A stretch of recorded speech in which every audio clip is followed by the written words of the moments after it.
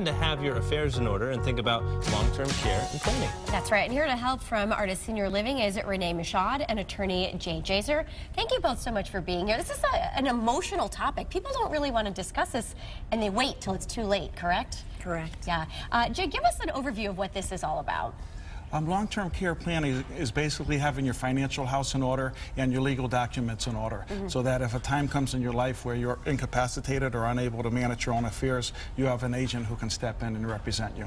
Yeah, we have some interesting statistics here. It says that 60% of people over 65 will require long-term care, and 84% of them are not prepared for it. I mean, do something about it, right? It seems like it really runs into a problem. Absolutely. So when should someone start thinking about this? I mean, any time is a good time, but especially if you have a family member who's suffering from an illness, especially an illness where you may have a rapid mental or physical decline. And at that time, it's important to start thinking about getting your financial house in order and having your power of attorneys and healthcare directives in order. And Renee, how does this all work with insurance? I mean, is this type of thing covered, or I mean, what do you guys recommend for this? Well, absolutely. So at Artis Senior Living, we're a memory care community. So caregivers should consider looking at a facility that's designed specifically for people with the illness. So we have a staff that specifically cares for people with dementia. They're trained in the disease care.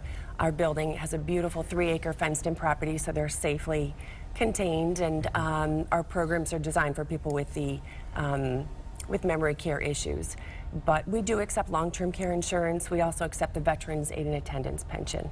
And this has to be a difficult process for a lot of the families. Say mom or dad is diagnosed with Alzheimer's. That has to be a very emotional experience. So when do you know, hey, it's time to leave home and work with you guys? So we often recommend that people have a really honest discussion with family members and consider, are their loved ones safe at home? Are they navigating stairs? Is their care getting just more difficult and complex than they can manage alone? Sure. Yeah. And Jay, what's the first step? You decide that you need to get this long-term planning. You meet with an attorney, and then where do you go from there?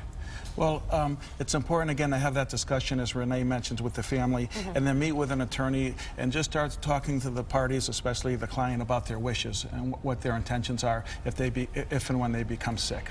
Basically, whether they want to have advanced health care directives, living wills, and durable power of attorneys, who you want your agents to be, who's going to represent you during those periods of time if and when you do become incapacitated. Yeah, and it's important to update this as you go as well, right, as the years progress. You do it once, you kind of have to revisit it. You do quite often, because sometimes, or quite often, a person will have their spouse as their agent, and sometimes if the spouse becomes ill, you may want to have change it so you could have a child or a friend. And sometimes it's always important if you can have more than one agent as a backup in the instrument, so that if one's not available or incapacitated at the time, you have somebody else to represent you. All right.